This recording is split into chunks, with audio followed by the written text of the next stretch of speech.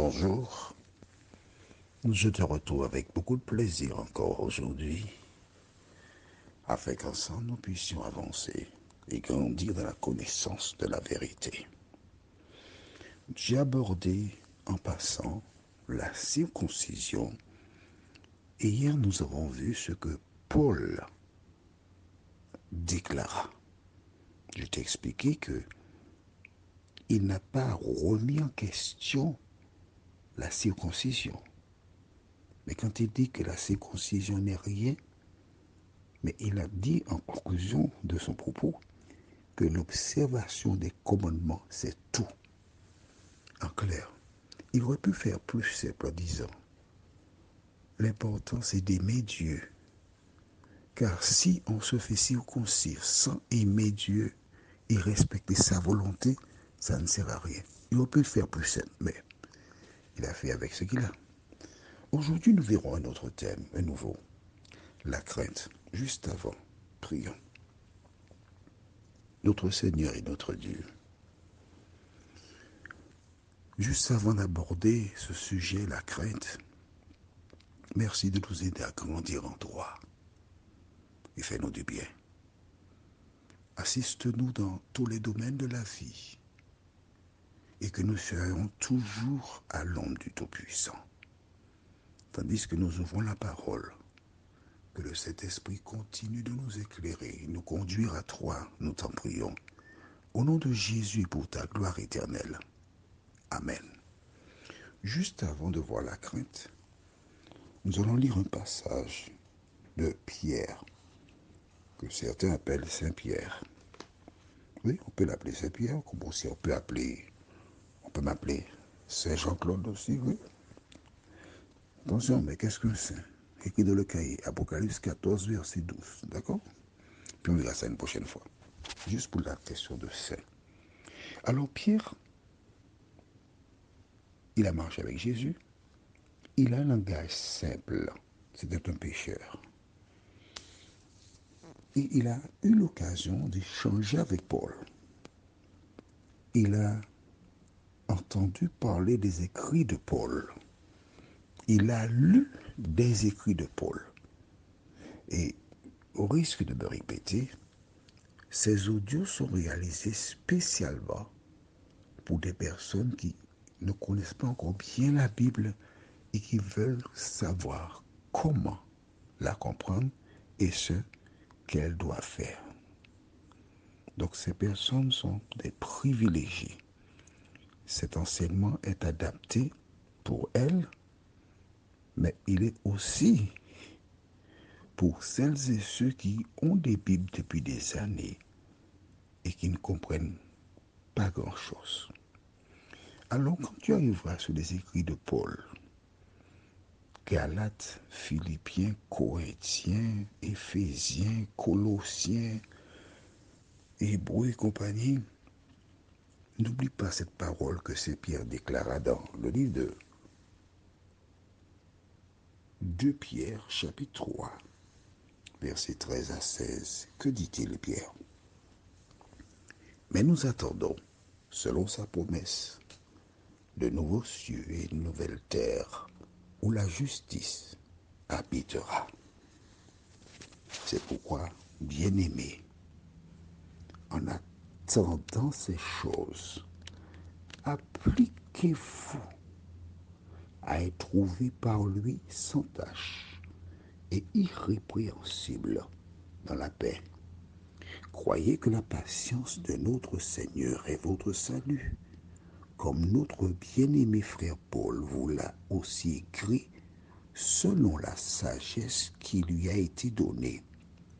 C'est ce qu'il fait dans toutes les lettres où il parle de ces choses, dans lesquelles il y a des points difficiles à comprendre, dont les personnes ignorantes et mal affermies tordent le sens comme celui des autres écritures pour leur propre ruine. En clair, Pierre déclare que des gens seront perdus au retour de Jésus parce que ces personnes ignorantes et non affermis tordent le sens des Écritures, font le contraire de ce que dit la Bible en s'appuyant sur les écrits de Paul, et ces personnes seront perdues. Alors, je te suggère, avant de prendre des positions tranchées, rapproche-toi d'une personne qui connaît un peu plus que toi. Prie, demande à Dieu et étudie la Bible, et l'Éternel t'éclairera. Aujourd'hui, nous voyons la crainte. Lisons dans Luc 1, verset 65, ce qui suit. Luc chapitre 1, verset 65. Nous espérons que tu as noté ce que je viens de lire avec toi de 2 Pierre 3 et que tu feras attention. Ne te précipite pas quand tu lis les écrits de Paul. Il faut lire 4, 5, 6 fois pour les comprendre. Je conçois, c'est vrai. Nous lisons donc dans Luc 1, verset 65. Là, alors, pour comprendre le verset 65, il faudrait que nous lisions à partir du verset 63. Zacharie demanda des tablettes et il écrivit Jean est son nom. Et tous furent dans l'étonnement. Au même instant, sa bouche s'ouvrit, sa langue se délia et il parlait bénissant Dieu. La crainte s'empara de tous les habitants d'alentour et dans toutes les montagnes de la Judée, on s'entretenait de toutes ces choses. Tous ceux qui les apprirent les gardèrent dans leur cœur en disant que sera donc cet enfant? Et la main du Seigneur était avec lui. Mon ami, c'est magnifique. C'est magnifique. C'est beau. C'est beau. Quand Dieu appelle quelqu'un, il met son sceau sur cette personne. Quand Dieu appelle quelqu'un, les personnes qui sont autour le voient. Mais souvent, Dieu appelle des gens que d'autres ne voient pas. Il y a l'exemple de Saul de Tarse. Qui est Saul de Tarse? Il a grandi auprès des pharisiens, une secte, selon ses propres mots, où les gens ne rigolaient pas, où ils étaient implacables. Et ces personnes étaient des farouches opposants qui faisaient la guerre au christianisme, à Jésus et à ses disciples.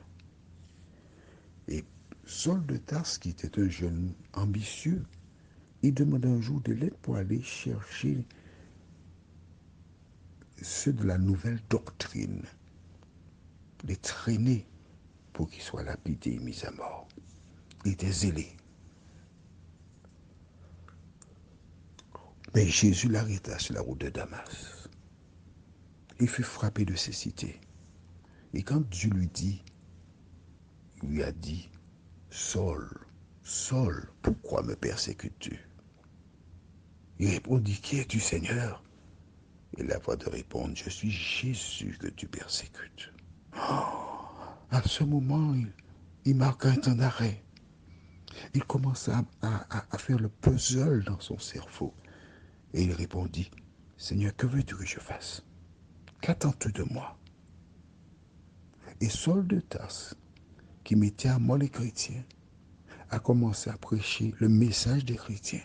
Tant et si bien que les chrétiens avaient peur de lui, disant, mais non, c'est une astuce pour nous piéger afin de nous arrêter. Pendant longtemps, les gens ont eu peur de Saul de Tarse. L'important pour toi n'est pas de juger qui est appelé par Dieu ou pas. L'important, c'est d'entendre la voix de Dieu. L'important, c'est d'obéir à la parole de Dieu. L'important, c'est de faire le bien. Prions, notre Seigneur, notre Dieu. Trop souvent, nous murmurons. Trop souvent, nous nous élevons.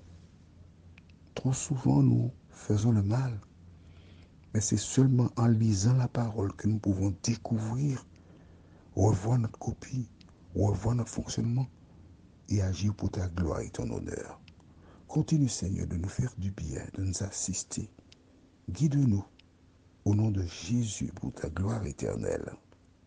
Amen. Je te souhaite une bonne journée sous le regard de Dieu et à demain, si Dieu nous prédit.